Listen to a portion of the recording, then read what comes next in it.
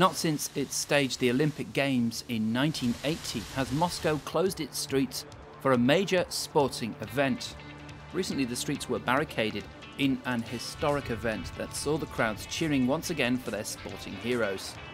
But this time they were to welcome F1 cars to Red Square for the Moscow City Racing event organised by Rotterdam Racing.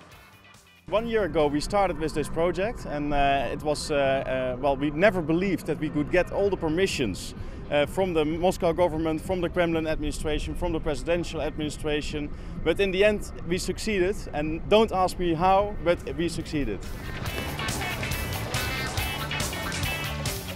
As always, Formula One brings glamour and, of course, racing drivers.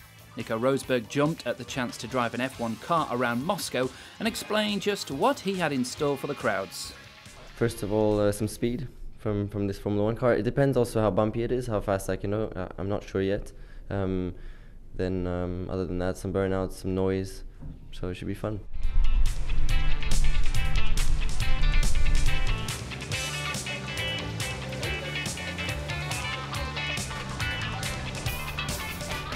As the AT&T Williams team set up a complete mobile garage just off Red Square, the drivers were wondering if the crowd was ready for the spectacle. If you see the cars going 2 meters in front of you at 250, I think it looks pretty scary. When the final preparations were completed, it was time to find out.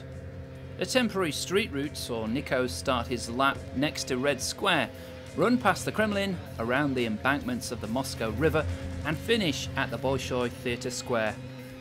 In front of a capacity audience which had lined the 5-kilometre track, Nico wowed the crowd with roaring engines and screeching tyres before closing the show with some spectacular donuts and burnouts.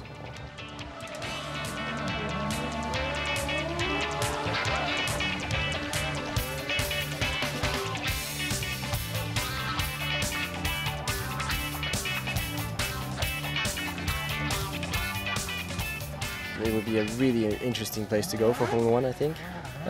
Also in terms of fans, I'm sure they would be really enthusiastic once they start to get introduced to the sport and everything. It's a fantastic sport, so I don't see why the Russians couldn't be really into it. It is very special for the Russian people to really experience Formula One in their main city, and then also on a track that is really around the Kremlin. So this is really unique.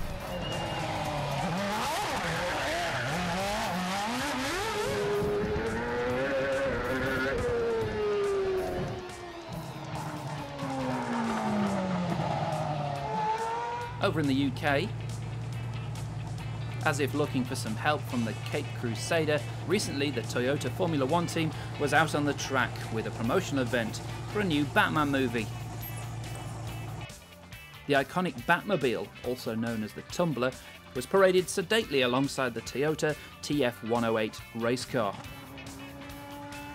Although it's nearly 4 times heavier than the F1 car, the 5.7-litre Chevy V8 that powers the Tumbler has been tuned so it can take the 2.5-tonne vehicle from 0 to 100 kilometres per hour in 5 seconds.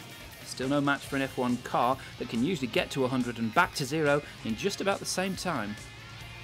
Staging a pit stop for the machine that has been described as a cross between a Lamborghini and a Hummer, the assembled pit crew and cameras got to see just what it takes to stop this Hulk.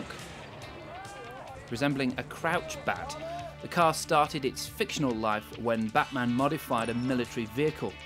Featuring hydraulic aerodynamics and a fake jet engine, complete with reverse thrust, the Tumbler's front wheels can be ejected to convert into the Bat Pod when the going gets rough. And topping off the accessory list is the self-destruct function, a feature that is not likely to be seen in road cars anytime soon.